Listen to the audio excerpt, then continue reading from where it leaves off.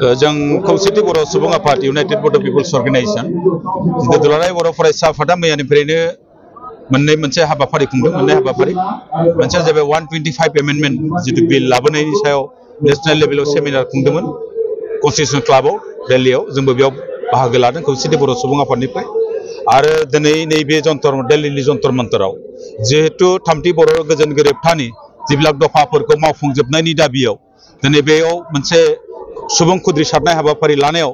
जों जयैनो जिहेतु सागानगिरि आफाद हिसाबै दुलाराय बर' फरायसा आफाद एनडिएफबि नि मोनब्रै बाहागो आरो खौसेथि बर' सुबुं आफाद जों बेयावनो बे दाबिफ्रा जाहाथे जाफुंजोबो बेनि थाखाय जोंबो दुलाराय बर' फरायसा आफादजों हेफाजाब होनो बेयाव फैदों आरो हाबाफारिया जाफुंसारनायनि थाखाय नोंथांमोननि चेनेलनि गेजेरजों दुलाराय बर' फरायसा आफादनिसिम आंनि गोसो गोरबोनिफ्राय साबायखरखौ बावहरदों। जिहेतु बर' कसारि अट'नमास काउन्सिलाव गोबां जेंनाफोरा दासिम नुजायाखै बिटिआर एफर्टनि गेजेरजों जे मोननांगौ मोन्थायफोर बेखौ मावफुंनांगौनि थाखाय सरकारनिसिम नोंथाङा माबायदि डिमान्ड खालामो? जिहेतु थामथि बर' गोजोन गोरोबथानि गेजेरजों जिहेतु 2020 मायथाइनि 27 जानुवारियाव जि सुक्ति जाबाय बे सुक्तिनि मर्मै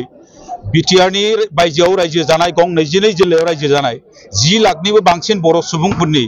राजखान्थि थामोनथाखौ गोजोर खालामनो थाखाय सोलोंथाइ भाबै आवगायनो थाखाय रांखान्थि भाबै आवगायनो थाखाय जि मोनसे बर' कसारि वेलफेयार अट'नमास काउन्सिल दाना होबाय स्टेट एक्टनि आन्दाराव किन्तु दिनै दानायल' जाबाय बे इन्टारिम माबायाव थाबाय किन्तु दिनै बिनि गामि सोसननाय बिनि बियाब दानाय बिनि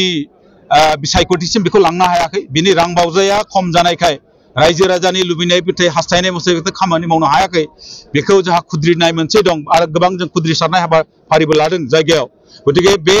काउन्सिला जिहेतु थामथि बर' गोजोन गोरोबथानि गेजेरजों जादोंमोन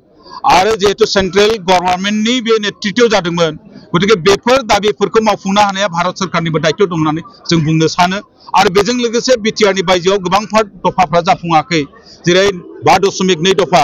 बे 5.2 दफा मथेबा बिटिआरनि बायजोआव थानाय जेब्ला बर' डमिनेटेड एरिया बर' खोब ओनसोलाव जौगाथायनि माखासे खामानि मावनांगौमोन भारत सरकारा दिनैसिम बेखौ मावाखै बेजों लोगोसे 2006 मायथाइनि जितु फरेस्ट राइट एक्ट बेखौ बिटिआरनि बायजोआव सम्पूर्ण भाबै इमप्लिमेन्ट खालामाखै बेखौ खालामनायनि दाबियाव आरो जिहेतु कार्बि आंलंनि मोनसे जेंना बे गोलाव जेंना थाबाय हाजोआरि ट्राइबेल मर्यादा मोननांगौ कार्बि आंलं डिमा हासावना बेफोरो जाफुंनायनि बेलायाव आरो ट्राइबेल बेलेट ब्लकनि बायजोआव थानाय जिबिलाक ट्राइबेल माहारिफोर दं बिसोरनि हानि मोन्थायफोरखौ रैखाथि होनो थाखाय जितु मोनसे आयेन दंमोन सुक्तियाव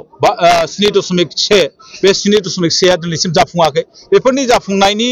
गिबियावनो आसाम सरकारा एसे गोसो होआखै जों बुंनांगोन बेनिखायनो जों दिनैनि नैबे दुलाराय बर' फरायसा आफादनि जितु सुबुं जांख्रिथायनि हाबाफारिनि गेजेरजों भारत सरकारनिसिम मोनसे खावलायनाय जिहेतु सुक्तिया जिहेतु भारत सरकारनि तत्ताबरनाव जादोंमोन गतिके रिक्स एन्ड रेसपन्सिबिलिटि भारत सरकाराबो दं बेखौ मावफुंनो थाखाय भारत सरकारखौ नोंथांमोननि चेनेलनि जों हास्थायदों खावलायदों।